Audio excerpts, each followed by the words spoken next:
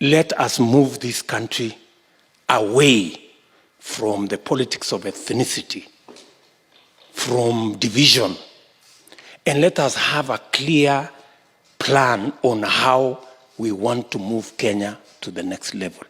Our agenda is to ensure that we create jobs for those who don't have jobs.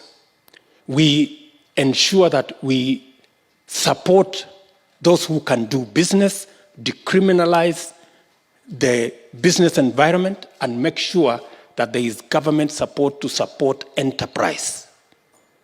We also ensure that our farmers across the country are planting the right crops, getting the right advice, getting the right financing, getting the correct returns, and accessing the correct markets, and ensuring that everybody carries an equal burden of our taxes, whether it is in NHIF, whether it is in NSSF, every one of us carries an equal burden, and that those who are lower in the scale are not paying more than those of us who are on top of the scale. And that's why we are saying a bottom-up economic model where we start with those who don't have jobs to get priority by implementing government policy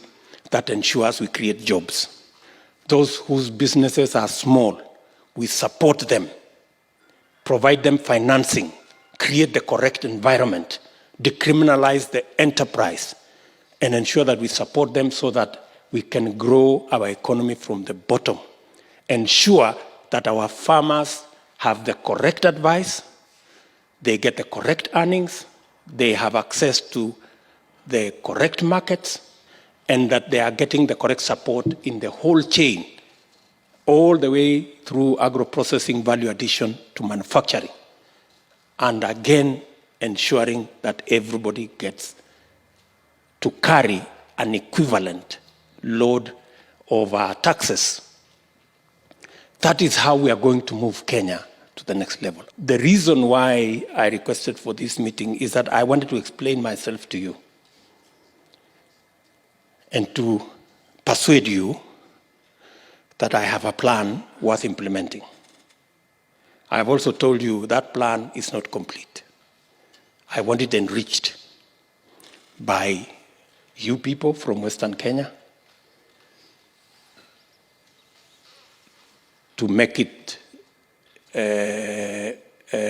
sensitive to the priorities that you think will help Western Kenya move faster. And then let us commit ourselves to an implementation plan so that we stop government that is just government for the sake of government. I am prepared to be held to account because I have no doubt in my capacity to deliver. I'm going to speak from my experience as the first director of Vision 2030 Secretariat in this country. And I can tell you, my good colleagues, that whatever His Excellency, the Deputy President, has presented to us is exactly the kind of model that transformed many countries that never had any natural resources to be first economies today, the likes of Singapore, the likes of South Korea.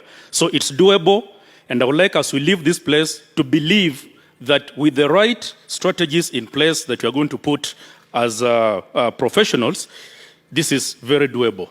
Politics, the way Your Excellency you have stated, and I have noted it down, politics is a game of interest. But nobody has ever defined to us what is political interest.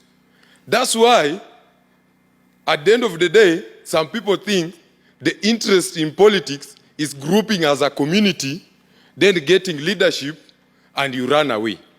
But the political interest that our Deputy President is defining for us is the economic interest.